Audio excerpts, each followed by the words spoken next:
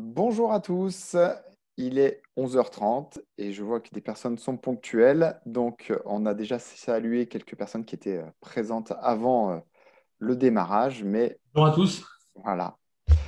Donc, merci d'être présent pour ce webinaire. Donc, aujourd'hui, la thématique que l'on a avec Adrien, qu'on a fixée, qui nous paraissait intéressante, c'était voilà, comment piloter et challenger sa force de vente en 2021 avec non seulement toutes les évolutions qu'on a eues managériales dans les 10 dernières années, mais également le contexte un peu particulier du Covid. Donc, ça va être la thématique du jour. En termes de timing, on va essayer de tenir la demi-heure, donc pour qu'on ait fini, nous, de notre côté, à la demi. Bien évidemment, on va garder du temps derrière si vous souhaitez poser des questions ou échanger par rapport à ça. D'ailleurs, pour le faire, vous avez un espace de discussion dans Zoom qui est intégré. Donc, cet espace, comme on dit, est le vôtre. Allez-y, vous pouvez partager vos infos. Super. Donc, je me permets de me, me présenter. Adrien, donc je vous souhaite bienvenue à tous. Je suis responsable commercial partenariat de la société Fire Tiger, qui est une start-up lyonnaise qui a été fondée il y a un peu plus de 2 ans et demi maintenant par Jonathan Leluc et qui s'est donné pour mission de dépoussiérer le pilotage et l'animation des objectifs collaborateurs en entreprise en développant une solution digitale qui permet de faciliter ces tâches et qui permet d'engager un maximum de collaborateurs sur la durée. Fabien, Alors, je te pour laisse ma part, ouais. te présenter. Ouais, pour ma part, donc, je suis Fabien Vignon, responsable commercial chez Coban. Et nous, Coban, c'est une solution de gestion de la relation client qui va intégrer plusieurs modules. Alors, rapidement, pour la faire courte, mais notamment tout un aspect CRM pour la force de vente. Donc, c'est pour ça que c'était pertinent aujourd'hui de faire la présentation avec Fire Tiger. On a également d'autres modules, notamment tout ce qui va être du marketing, marketing digital et des notions de facturation. Alors, déjà, oui, une petite demande sur le chat. Le webinaire est enregistré. Effectivement, nous l'enregistrons et nous vous ferons parvenir, une fois qu'il sera monté et disponible en ligne, le lien pour vous connecter. Et ce sera aussi dans l'emailing accompagné d'un livre blanc qui va sortir suite à différents articles qu'on a fait ensemble avec Fire Tiger, puisqu'il faut savoir que ce webinaire était issu en fait de 4 articles de blog qu'on a fait croiser sur cette thématique-là. On a le webinaire aujourd'hui et vous aurez alors le replay du webinaire à la fin et le livre blanc. Semaine prochaine, normalement. Ouais, tout ça devrait être finalisé à ce moment-là. Effectivement. Super. Donc, ce que je vous propose, c'est qu'on attaque par le premier pilier qu'on a identifié en lien avec les modèles de construction de la force de vente, puisque ça reste les fondations avant de mettre en place des actions. Alors, déjà, avant de choisir sa structuration, il faut se poser quelques questions, des questions essentielles. Il faut sortir un petit peu la tête du guidon et se dire quel est mon site de vente, comment est-ce que j'adresse mes prospects, comment est-ce que je les convertis, comment est-ce que j'assure leur satisfaction et que je les fidélise. Et aussi, essayer d'anticiper l'avenir en se disant mais qu'est-ce qui fera ma réussite dans les années à venir en lien forcément avec mon secteur et avec la typologie de clients que j'adresse, puisqu'il y en a certains d'entre vous qui doivent s'adresser à des typologies de clients plutôt orientées B2C et d'autres plutôt B2B. L'idée au-delà de ça, c'est aussi de pouvoir faire cet exercice sur d'autres fonctions de l'entreprise, dont le marketing, parce que le marketing doit travailler en étroite collaboration avec les ventes, mais aussi avec d'autres fonctions pour vraiment aligner tout le monde dans la même direction et de faire en sorte que tout le monde puisse ramer vers le même objectif. Donc, une fois qu'on s'est posé ces questions-là, bien sûr, il y a différentes structurations possibles.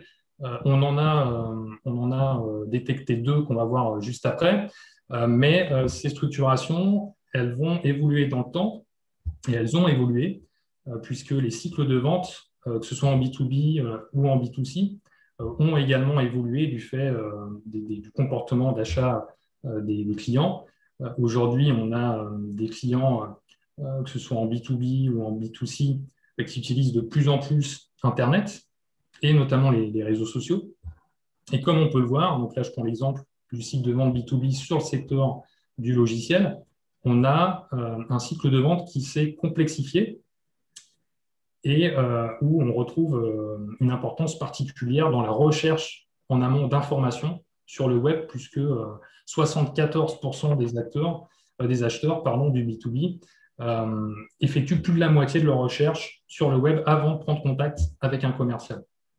Donc, d'où l'importance de choisir une structuration adaptée aussi à son secteur et à son cycle de vente. Alors justement, sur les différents modèles de construction, je vous ai parlé du modèle rapidement plus traditionnel, qui est souvent l'organisation géographique ou l'organisation par fonction, avec un commercial qui fait tout. C'est un peu le commercial pieuvre, entre guillemets, qui se doit d'avoir plusieurs bras. Alors, ce modèle-là, il a des avantages. Le fait est que le commercial va avoir une connaissance assez accrue de son secteur, puisqu'il va être au contact direct sur toutes les étapes du cycle de vente avec son client. Il va y avoir un certain sentiment de confiance aussi entre le client et entre le commercial. Maintenant, ça a aussi des désavantages, des inconvénients, puisque souvent, on se retrouve sur des zones géographiques assez vastes qui posent des problématiques en termes de gestion de temps et en termes de temps consacré aussi à la prospection et au renouvellement de la clientèle. Donc ça, c'est la première organisation qu'on peut retrouver plus traditionnelle.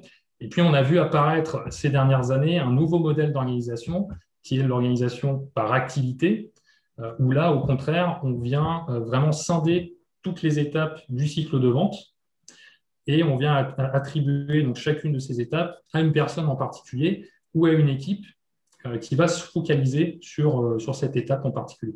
Donc, par exemple, on va avoir une équipe de génération de leads qui va être chargée de créer des bases de données un minimum qualifiées qui pourront communiquer ensuite à l'équipe de chasse qui, elle, va s'occuper de la prospection et va essayer bien sûr de qualifier un maximum le besoin du client pour voir s'il y a un besoin effectivement ou non et quel est-il, et va le communiquer par la suite à l'équipe de closing chargée de réaliser la vente et d'aller closer l'affaire.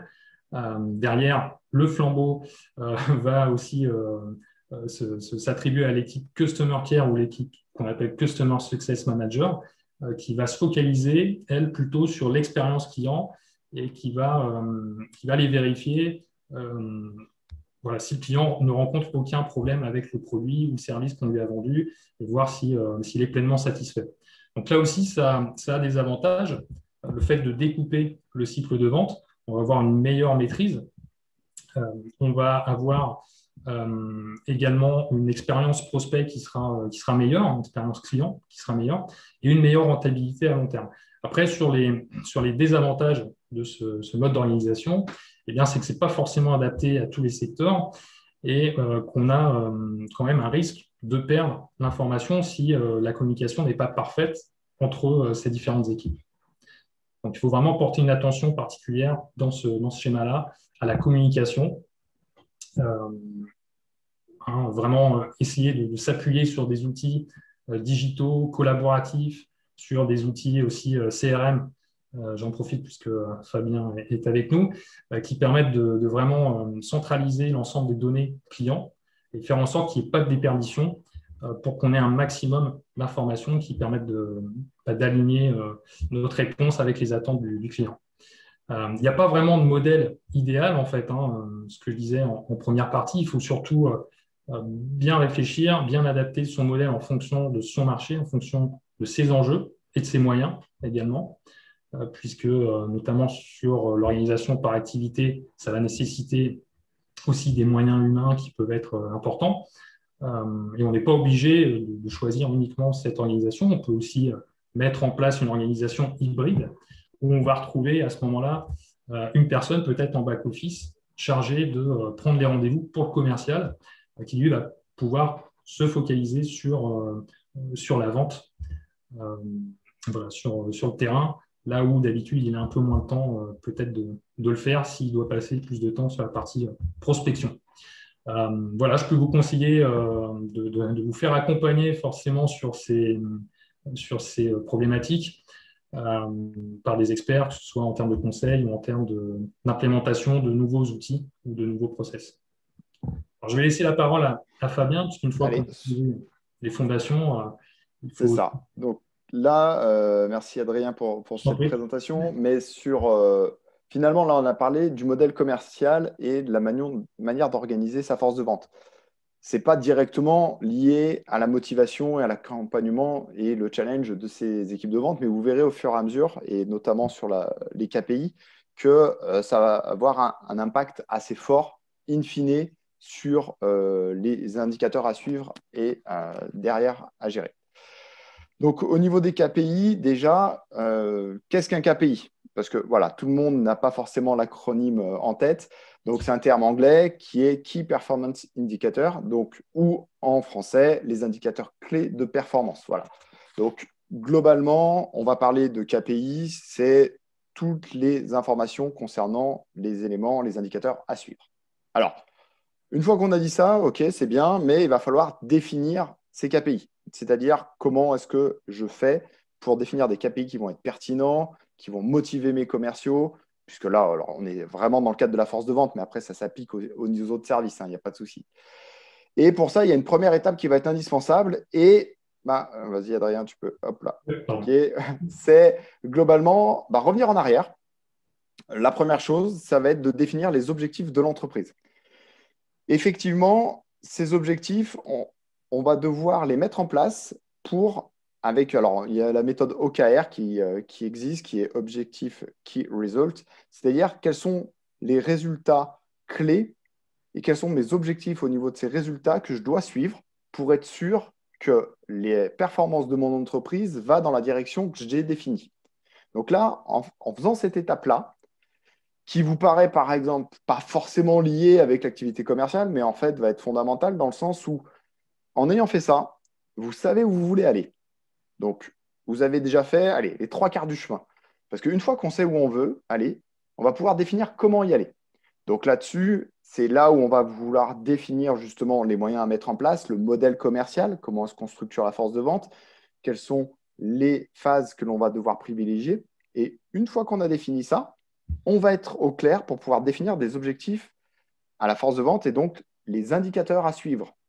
Sans ça, vous allez pouvoir mettre des indicateurs, il n'y a pas de souci hein, pour les suivre. Et puis voilà, on va pouvoir prendre ceux qu'on a fait depuis traditionnellement les 10 dernières années de suivre, qui sont les indicateurs classiques. Mais si on veut donner du sens et justement pour pouvoir motiver sa force de vente, donner une logique à l'action commerciale, il va falloir le faire avec ces objectifs en tête. Pour les mettre en place, les objectifs, il y a la méthode SMART qui existe. Donc, pour ceux qui ne la connaissent pas, alors vous pouvez aller sur Google, hein, là-dessus, vous aurez tout ce qui va bien. Mais SMART, finalement, c'est aussi un acronyme qui détermine alors le S pour des indicateurs qui vont être spécifiques, c'est-à-dire c'est un indicateur qui va concerner la personne ou la fonction qu'elle occupe. Donc là, pour les commerciaux, ça va être tous les indicateurs classiques qu'on le connaît notamment en prise de rendez-vous, signature, chiffre d'affaires, mais aussi d'autres indicateurs qu'on pourra voir plus tard. Mesurable, c'est un indicateur qui est facilement mesurable. On sait de quoi on parle et il est compréhensible par le commercial. Rien de pire que d'avoir des indicateurs dont on ne sait pas trop comment ils sont calculés et pour pouvoir les retrouver. Atteignable. Alors, le A de atteignable, alors c'est atteignable, mais j'ai aussi acceptable, ambitieux. Globalement, ouais, voilà, ça dépend en fait comment on le traduit. Mais ce qu'il faut se dire, c'est que l'objectif doit être suffisamment ambitieux pour que ça motive les commerciaux, que ce soit un challenge, un défi de le réussir et qu'ils soient motivés pour le faire. Par contre, et là, il y a le R qui rentre en ligne de jeu, il faut que ce soit réalisable. Parce que c'est bien beau de mettre des objectifs hyper ambitieux, mais s'ils ne sont pas atteignables, globalement, autant vous dire qu'ils ne sont pas réalistes, personne ne va vouloir aller les chercher. Et le dernier point, c'est qu'ils sont temporels. Et ça, on reviendra notamment, Adrien, dessus avec les challenges. Hein. Mais le temporel, ça peut être à l'année, ça peut être sur le semestre ou des notions beaucoup plus courtes. Et ça, on verra dans la partie challenge. Donc, globalement, bonne pratique au niveau des indicateurs. Alors déjà, on a vu comment les définir. Donc ça vous permet déjà, avec la méthode SMART, de savoir comment faire. Le deuxième, c'est qu'ils ne doivent pas être trop nombreux. Alors vous, en interne, en tant que manager, en tant que gérant d'entreprise, vous pouvez en avoir plusieurs à suivre. Mais pour les commerciaux ou les différentes fonctions, il faut qu'il y en ait peu. Il faut que ce soit assez clair et pas qu'on se perde dans 15-20 indicateurs. Explicite et facilement disponible, ça, c'est plutôt la notion de se dire à un moment, le commercial peut facilement le suivre sans qu'il ait besoin d'attendre en fin de mois un tableau de récapitulatif des objectifs et qu'il ne comprenne pas ce qu'il y a derrière. Ces indicateurs, ils ne sont pas là simplement pour faire joli ou motiver les commerciaux. Il faut qu'ils soient utiles pour vous, pour une prise de décision, puisque ce qu'on a vu, c'est que ces KPI sont en adéquation avec les objectifs de l'entreprise. Donc, à un moment, si les KPI des commerciaux ne sont pas atteints, c'est pour vous des moyens d'action et de savoir sur quel pilier et levier vous devez agir pour atteindre les objectifs de l'entreprise. Et un dernier point que j'ai noté, c'est attention aux KPI non adaptés. Donc ça, c'est un retour d'expérience qu'on a eu avec Adrien en préparant le webinaire. On a tous deux eu des expériences de commerciaux, on en connaît des commerciaux, et à un moment, on a tous eu des indicateurs ou des objectifs qui n'étaient pas atteignables, qui n'étaient pas adaptés. Voilà, il y a plein de façons, et ça, c'est excessivement mauvais pour la motivation. C'est-à-dire que clairement, des objectifs mal adaptés, et ben, derrière, on n'a pas envie de les suivre. Alors, on a mis quelques exemples d'indicateurs qui sont liés aux différentes fonctions qu'on peut avoir dans l'équipe, et notamment à l'organisation qu'on a vu tout à l'heure, qui serait plutôt sur une organisation du cycle de vente. Donc voilà, j'ai mis des indicateurs, par exemple, sur l'équipe de chasse, l'équipe de closing, le service client, l'équipe marketing. Globalement, vous pourrez les regarder, c'est quelques exemples, mais ça vous donne une idée de type d'indicateur qu'on peut voir. Et puis, de toute façon, on en reparlera un tout petit peu après. Ouais, c'est intéressant, effectivement, c'est cette partie KPIs. Et sur ce que tu disais, comme quoi il ne faut pas non plus en suivre de trop, il faut surtout suivre les bons indicateurs les plus pertinents. C'est ça. Il faut les suivre tout au long de l'année, mais parfois il y a besoin aussi de dynamiser sur des indicateurs spécifiques en lien. Pourrais-tu nous parler de challenge, par exemple? Entre autres, effectivement, voilà, ça peut être le lancement d'un nouveau produit, ça peut être la conquête d'un nouveau marché. Et donc, c'est important de stimuler les équipes dans l'atteinte de ces différents indicateurs qui peuvent intervenir ponctuellement. Nous, on vous recommande, en tout cas, de mettre en place du coup, des challenges commerciaux qui vont venir vraiment motiver vos collaborateurs. Ces challenges, bon, ça fait un petit moment déjà que ça existe, hein, le challenge, mais ça a fait ses preuves. Ça amène vraiment du résultat, une augmentation, que ce soit du chiffre d'affaires ou de la fidélisation des clients. Alors, ça ne s'improvise pas non plus, hein, la mise en place d'un challenge, ça demande de maîtriser quand même certaines étapes. Alors, je ne vais pas vous détailler toutes les étapes parce que vous allez les retrouver dans le livre blanc qu'on va vous partager. Néanmoins, ce qui est important de voir, c'est que ça demande du temps d'un point de vue de réflexion, d'un point de vue suivi et communication. Et ça demande aussi une implication quotidienne de la part des managers auprès de leurs équipes pour les accompagner vers la réussite et être présent auprès d'eux, leur donner les moyens de réussir.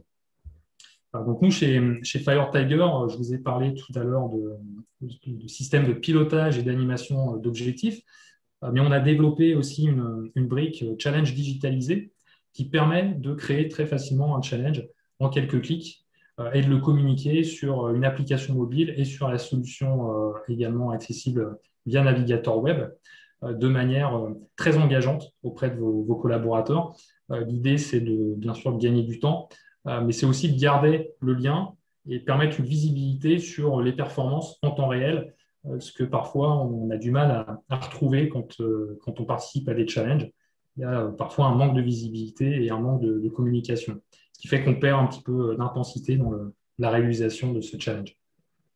Donc on fait souvent le lien entre performance sportive et performance en entreprise, performance commerciale.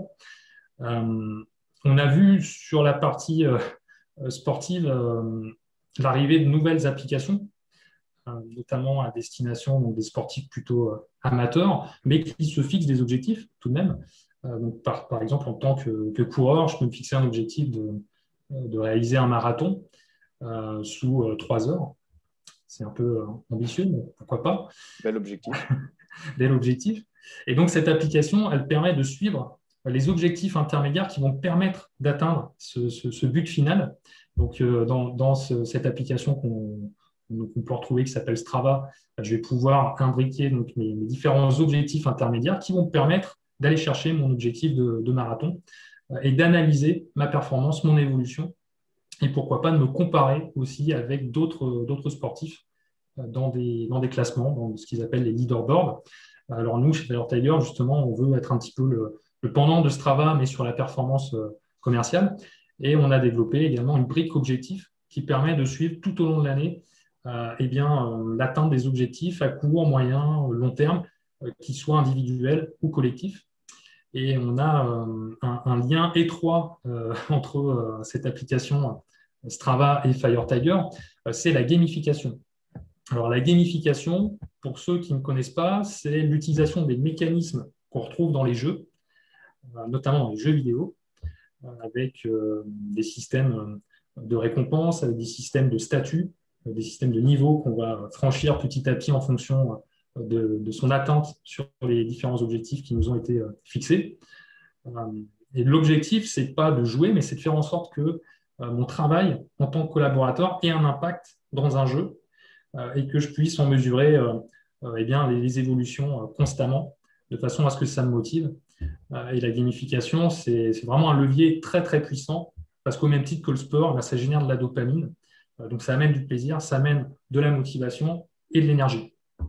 Et en fait, ce levier-là, il se développe de plus en plus. Pourquoi? Parce qu'on est tous joueurs, peu importe notre âge. On a tous des profils de joueurs, alors qui peuvent être différents. Il y a des profils de tueurs qui, eux, vont vouloir vraiment être premiers sur tous les objectifs. Mais on peut retrouver des profils accomplisseurs, des profils plus orientés social, donc qui vont chercher plutôt les interactions avec les autres utilisateurs, ou encore explorateurs. Alors, on n'est pas forcément rangé dans une case, on peut être sur un profil hybride avec aussi bien un tueur et avec une orientation sociale. Mais ce que je veux dire par là, c'est que la gamification, elle rassemble vraiment tout le monde. Et qui plus est, aussi les nouvelles générations qui sont habituées à ces mécanismes. Et là, je prends l'exemple de la génération Z qui connaît bien la gamification. Et il faut bien se dire que d'ici 2025, cette génération, elle va représenter 75% de la population active. Donc, il va falloir que l'entreprise adapte aussi ce qu'elle propose aux attentes de ces nouvelles générations, notamment sur le volet, pourquoi pas gamification, mais aussi connexion, interaction sociale. Ouais. Surtout sur un profil commerciaux où là, on a des sollicitations qui peuvent être très Oui, vite apparaître pour changer d'entreprise ou quoi que ce soit. Donc, pour fidéliser pour fidéliser. ce profil-là, c'est vrai que la gamification marche pas mal.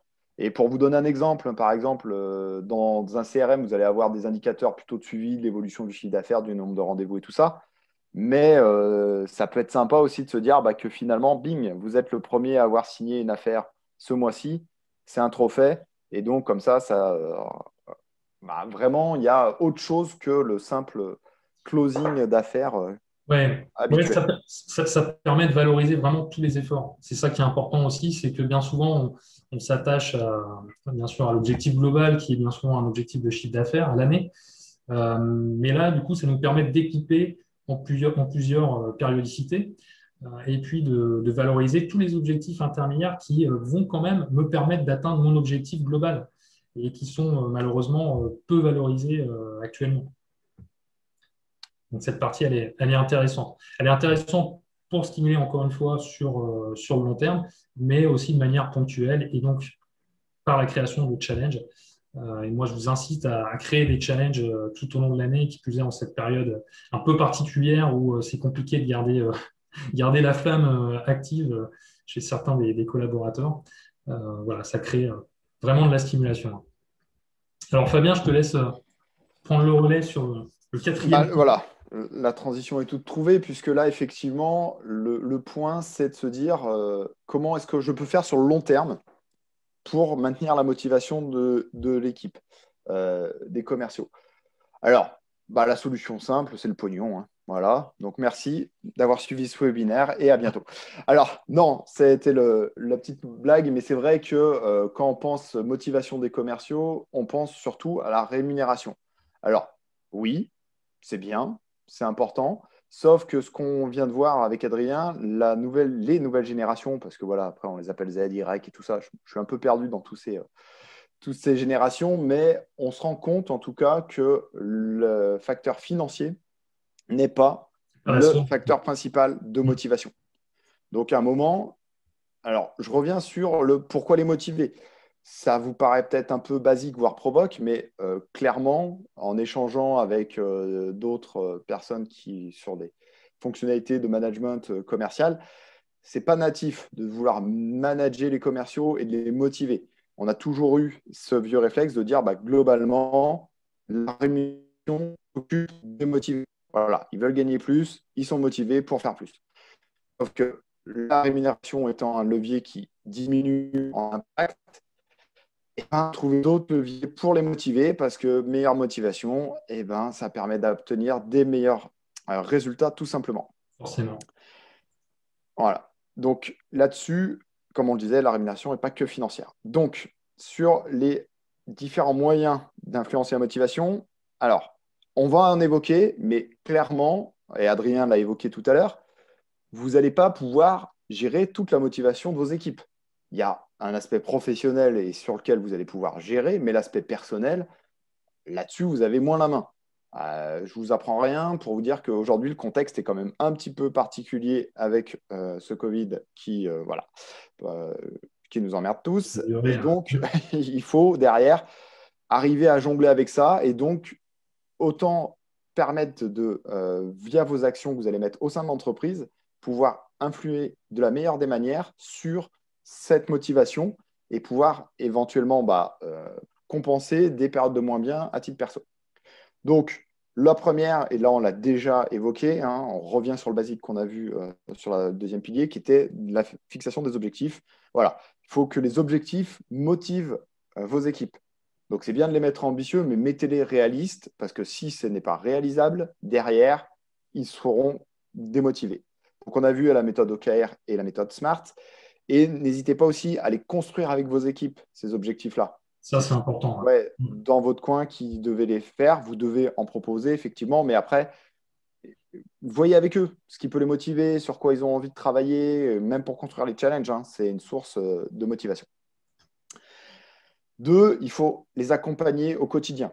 Alors, l'accompagnement n'est pas que de l'accompagnement physique, mais c'est vraiment avoir un suivi de ses équipes, pouvoir savoir ce qui se passe, avoir un pilotage. Et ça peut se faire différents moyens. Vous pouvez le faire bien évidemment par la relation que vous avez avec eux. Également, à travers les outils que vous aurez au sein de l'entreprise. Donc, le CRM est un bon moyen aussi de voir un petit peu la performance de vos équipes, plus d'un point de vue quanti, hein, parce que ça va vous permettre de suivre un petit peu le nombre de rendez-vous qu'ils font, les opportunités qu'ils gèrent, leur prévisionnel, donc pouvoir un petit peu suivre les grandes tendances. Un outil de gamification derrière permettra justement là, un peu de les stimuler, mais surtout sur l'accompagnement, ça va vous permettre aussi, en étant au plus près de vos équipes, de pouvoir sentir les baisses de motivation, mais également les levier de motivation de chacune de vos personnes. Chacun n'est pas motivé par les mêmes aspects, donc il faut garder un contact régulier. Autre aspect, faites monter vos équipes en compétences. Alors, le métier de commercial est souvent celui qui est le plus mal pourvu en termes d'outils et de formation. C'est voilà, dans toutes les équipes au sein de l'entreprise, finalement, c'est le métier qu'on considère. Vous êtes un bon commercial, vous savez le faire, c'est votre métier, c'est inné, il n'y a pas besoin de compétences. C'est faux. Surtout que depuis maintenant une petite dizaine d'années, avec tous les outils digitaux qui apparaissent, le changement des comportements d'achat, il y a plein de leviers pour faire des motivations, des montées en compétences sur des aspects spécifiques et n'hésitez pas à les accompagner. Et surtout, ne cherchez pas à freiner vos commerciaux dans leur motivation et dans leur souhait d'évolution. Après, voilà, il faut avoir les opportunités en interne, mais quitte à moduler un petit peu leur poste, parce que clairement, s'ils ne trouvent pas l'évolution chez vous, ils vont très rapidement la chercher ailleurs. D'ailleurs, ouais. Donc, c'est une perte pour vous. Ensuite, donner les moyens d'atteindre les objectifs. C'est con à dire, mais vu qu'on a vu au départ quels étaient les objectifs de l'entreprise, là où vous vouliez aller, donnez-vous les moyens de l'atteindre. Donc, à partir de là, il faut définir les moyens humains, techniques, business, financiers que vous pouvez mettre à disposition des commerciaux pour qu'ils puissent atteindre leurs objectifs. S'ils se sentent soutenus, ils auront envie de vous rendre. Si vous leur faites confiance, finalement, on a toujours plus envie de rendre à celui qui nous a fait confiance que celui qui se méfie de nous. Et un commercial, il est intelligent, il connaît son secteur, il connaît son business. Donnez-leur les moyens d'atteindre vos objectifs. Et dernier point, qui est bien évidemment la partie récompense. Mais finalement, ce n'est pas le premier levier. Alors, pour certains types de profils, si, hein, la récompense est le seul et unique levier. Hein. Voilà, mais il y en a, toujours est-il. Mais voilà, donc au niveau de la récompense, il y a la partie rémunération qui peut être voilà, du variable, des primes, via des challenges, avoir des séjours, des cadeaux. Voilà, c'est tout type de valorisation financière et pécuniaire. Ça marche toujours. Il y a également, et Adrien t'en parlait tout à l'heure, la partie valorisation d'actions et des résultats. Donc voilà, c'est aussi des actions qui ne sont pas forcément business, mais on peut tout à fait valoriser des nouveaux commerciaux qui viennent d'arriver pour le premier rendez-vous qu'ils viennent de prendre, la première affaire qu'ils viennent de signer, même si ce n'est pas l'affaire du siècle, on s'en fout. C'est simplement. C'est des petites victoires voilà, au quotidien. Et si vous voulez garder une motivation d'équipe, il ne faut pas toujours récompenser et valoriser le commercial qui est dans la boîte depuis 20 ans, qui a son portefeuille client et qui, oui, signe tous les mois le plus gros chiffre d'affaires. D'accord. Mais finalement, est-ce qu'il fait plus d'efforts dans son travail que le commercial qui est là depuis 6 mois et qui s'acharne à dégoter des affaires, à se battre au quotidien et tout ça. Voilà. Et ça, dernier. C'est un point important, je rebondis sur ce que tu dis, parce que justement, dans la solution et dans Fire Tiger, sur la partie gamification des objectifs, on se focalise sur un pourcentage d'atteinte par rapport à l'objectif qui nous a été défini. Donc, peu importe le profil, on fait toujours le lien par rapport à l'objectif qui a été défini au collaborateur. Et si on est sur un profil senior, il y aura un objectif, ça sera peut-être un peu plus important. L'objectif sera spécifique, comme le S de Smart. Exactement. Et c'est vrai que ça permet une comparaison qui est plutôt équitable, plutôt que de comparer en valeur, où, comme tu dis, il y a des profils seniors qui vont peut-être atteindre leurs objectifs un peu plus facilement. Ou des profils juniors vont mettre un peu plus de temps, mais où c'est important quand même de les valoriser, de les récompenser dans ces efforts intermédiaires qui vont faire qu'ils vont y arriver au final. Voilà. Et dernier point qu'on a tenu à remettre sur la table avec Adrien, c'était vraiment de se dire, OK, il y a des objectifs individuels, des récompenses qui vont être individuelles, effectivement, mais n'oubliez pas la partie collective. En termes de motivation, l'appartenance à une équipe soudée est hyper importante sur la motivation au quotidien. Donc, n'hésitez pas à mettre ça aussi en place si vous ne l'avez pas fait en interne pour gérer ces aspects-là. Totalement. En plus, il y a des objectifs communs. Il y a forcément des objectifs communs. Tout à l'heure, on a vu l'organisation par activité. C'est un cycle de vente avec, certes, plusieurs étapes, mais chacun a son rôle à jouer. Tout le monde bénéficie, profite. Et voilà. Et du coup, si chacun remplit son job, ça permet d'atteindre l'objectif et ça permet de récompenser tout le monde. C'est important, cette partie collective aussi. Exactement. On arrive à la fin des éléments qu'on voulait aborder. Alors, une demi-heure, ça peut être très bref pour aborder beaucoup de sujets. Je ne sais pas si vous avez des questions, vous pouvez en poser là dans la partie discussion. Donc, à part, personne ne l'a utilisé, donc il n'y a pas eu de questions intermédiaires. Donc, on va prendre quelques instants pour rester avec vous. Puis, s'il n'y a pas de questions, on reviendra dessus. Oui, n'hésitez pas si vous avez des questions sur. On a parlé d'organisation commerciale, on a parlé objectifs, KPIs, gamification. Allez-y, ce moment est vraiment. Il y a peut-être un point qu'on a abordé, et si vous connaissez les outils CRM, pas forcément les outils de gamification ou de suivi. Alors, il y a il y a Linda qui est en train de sortir. La différence entre un CRM et un outil comme Fire Tiger, en fait, c'est qu'un CRM va vous donner la vision quotidienne, le suivi de votre base client, l'activité commerciale, et on va avoir un certain nombre d'informations qui vont vous permettre de sortir des KPI. Mais là, on va être dans les KPI assez classiques qui font que, globalement, on va suivre le chiffre d'affaires, le nombre de rendez-vous, tout ça. Par contre, avec la solution Fire Tiger, vous allez pouvoir prendre des données de différents systèmes, de votre CRM, des publications sur les réseaux sociaux, et donc d'aller chercher et de mixer tout un ensemble d'indicateurs qui vont être beaucoup plus divers finalement que ce que vous aurez au sein de votre CRM classiquement. Ouais, ça permet de centraliser les données des différentes sources, comme tu le disais. Et aujourd'hui, c'est vrai qu'il y a de plus en plus d'outils digitaux. en lien avec les différents objectifs individuels ou collectifs, où la donnée est stockée. Et donc, on va pouvoir se connecter sur des outils de VoIP, voilà, comme Aircall ou d'autres outils, des CRM comme Coban, des ERP, des réseaux sociaux, parce que ça reste pour pas mal un enjeu aussi actuellement. Donc, on peut carrément implémenter des objectifs en lien avec le partage sur les réseaux sociaux. Alors, je regarde en même temps Ouais.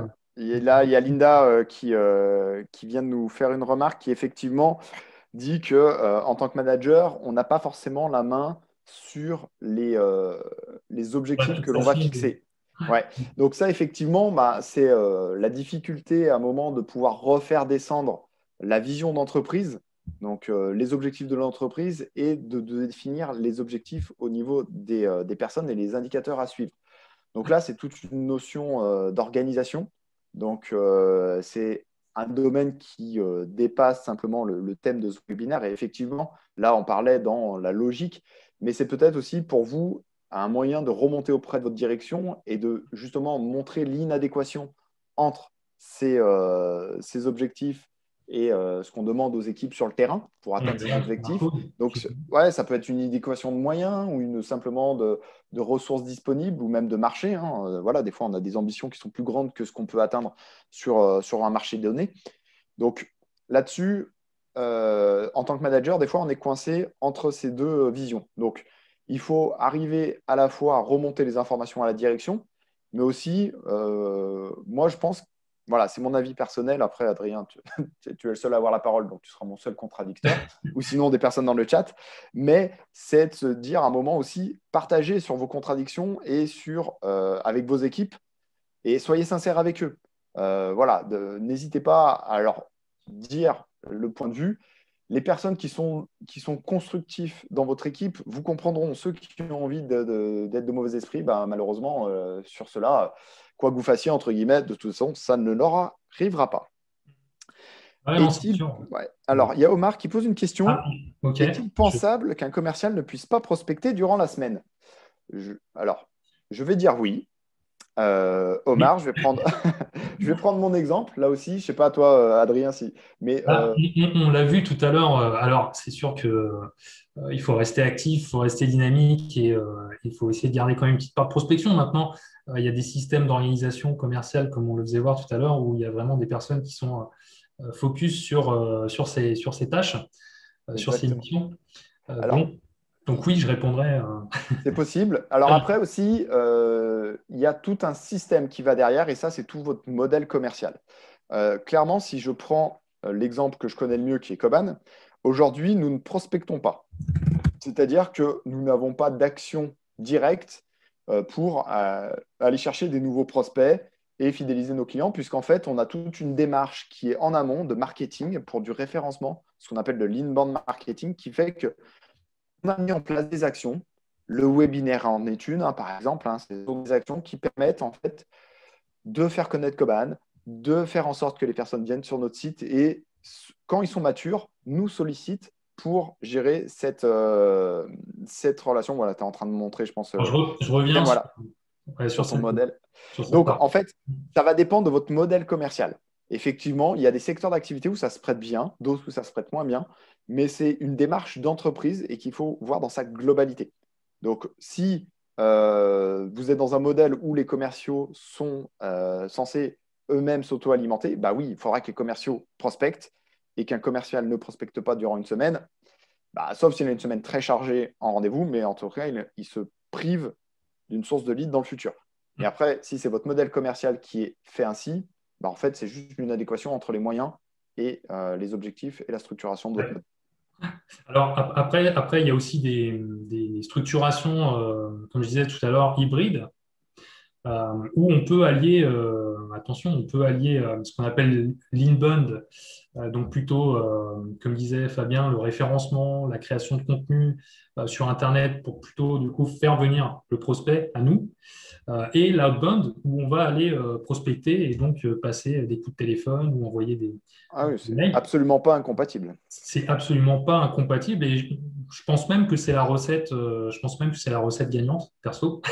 Ouais, non, mais je suis assez d'accord avec toi. Nous, c'est juste qu'aujourd'hui, on a des ressources limitées au commerce, donc trop de leads, en fait, on ne pourrait pas les gérer. Mais c'est ça, en fait. Globalement, à un moment, il faut avoir différents moyens d'action à disposition et de les activer, les leviers qui sont les plus pertinents et en fonction aussi des situations, hein. C'est-à-dire que ce n'est pas figé dans le temps, hein. Ça évolue et c'est des choses sur lesquelles on peut agir Ça évolue quotidiennement. et puis il faut s'adapter forcément, comme je disais tout à l'heure, à son secteur pardon, et aux évolutions aussi du comportement d'achat de ces prospects. Exactement, ouais.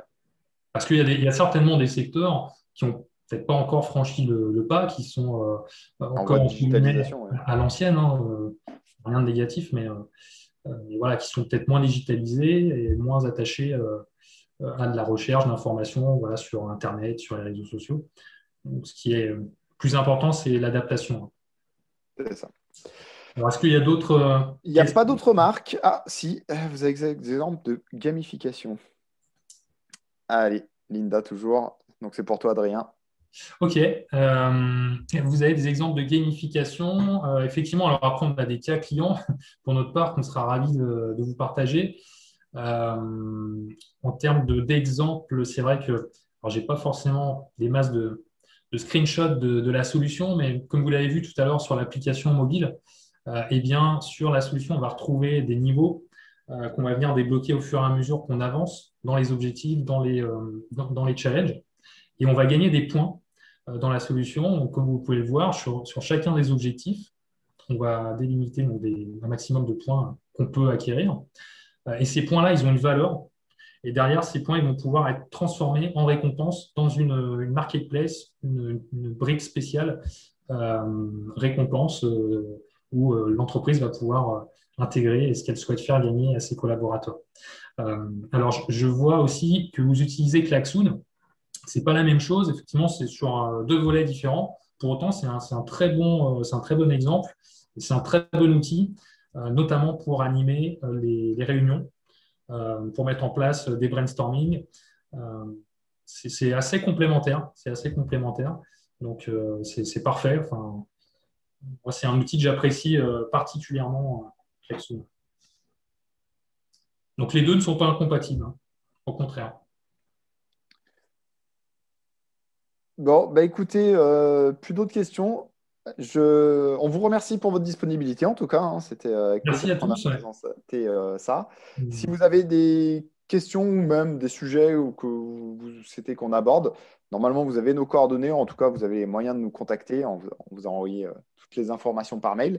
Et de notre part, on revient vers vous avec le webinaire et le livre blanc. Donc, courant de semaine prochaine, vous aurez les informations par rapport à tout ça. Bah écoutez, on vous souhaite une excellente fin de Merci journée encore. et puis à bientôt sur nos solutions. Bonne journée et à très Merci. bientôt. Au Merci, au revoir. revoir.